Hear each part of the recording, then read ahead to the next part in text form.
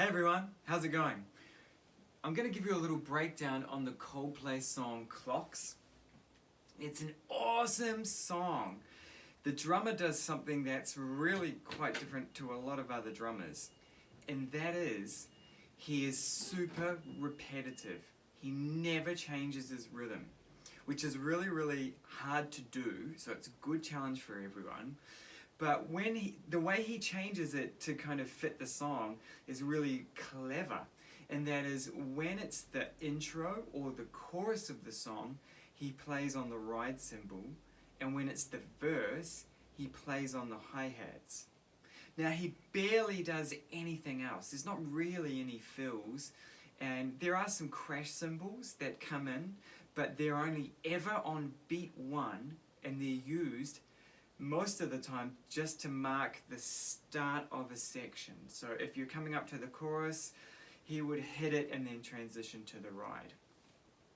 So you'll see the chart for it there. It's one bar, and I've written it out twice just so you've got something to look at.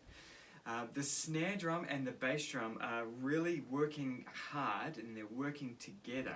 It's really repetitive. They're kind of joined up. So if you were doing this as a percussion section and one person was on the snare drum and one was on the bass drum, it would still sound really good. But you'd have to really concentrate to keep it in sync. Because the way it works is you never play the snare drum and the bass drum together. It's really quite clever. Now, very slowly, this is how it goes.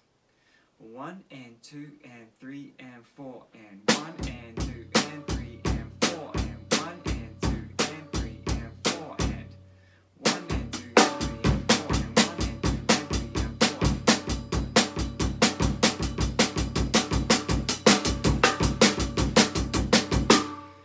4.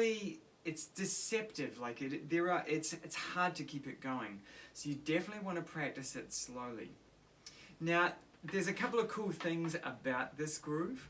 The snare drum part that goes 1 and 2 and 3 and 4 and 1 and 2 and 3 and 4 and that's a really common rhythm in music and definitely in drumming and percussion. It's part of a rhythm called the clave, which you may know of. Usually the clave would go 1 and 2 and 3 and 4 and 1 and 2 and 3 and 4. But this is just the first bar of the clave looped around and around.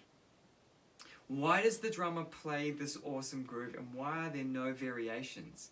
Well, it gives the song heaps of drive, and it gives it heaps of intensity, and it really, when you're listening to it, you can't put your finger on what it is, but there's this really energetic feeling to the song. And I think that's why the song was such a big hit. Not because it's awesome lyrics and great everything else. It's because of the drums.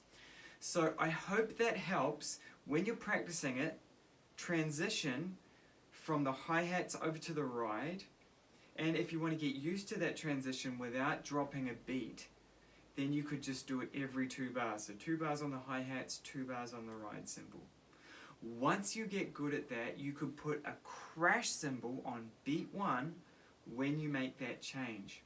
Now you'll notice with the song, the other thing I was going to mention is there's no bass drum on beat 1. It's snare drum always. It's really important because if you do put a bass drum on beat 1, you mess up this really super cool repetitive pattern.